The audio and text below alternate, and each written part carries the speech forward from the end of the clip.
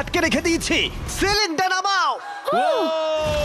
আর এটা হলো বিশাল 5টা ট্র্যাপের মধ্যে প্রথম, যেমন এই বিশাল পেইন্টবল ওয়্যার জোন অথবা এই ডায়াবলিক্যাল স্পিনিং মেশিন। সবকটাই ডিজাইন করা হয়েছে কন্টেস্ট্যান্টদের কঠিন পরীক্ষার মুখে ফেলতে।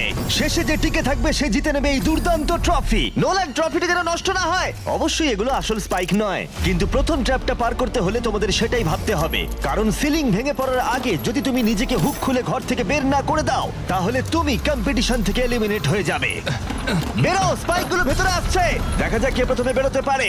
বেরিয়ে এসো, বেরিয়ে এসো, বেরিয়ে এসো, বেরিয়ে যাও। তাড়াতাড়ি করো, তাড়াতাড়ি। চলো চলো চলো, জলদি, তাড়াতাড়ি, সময় শেষ হয়ে আসছে। খেলা শেষ হয়ে গেছে। তোমাদের মধ্যে 49 জন এলিমিনেট হয়ে গেছে আর তোমাদের 51 জন এগিয়ে গেল। আর 4টে ট্র্যাপ বাকি আছে, আর এর পরেরটা তোমরা বিশ্বাস করতে পারবে না।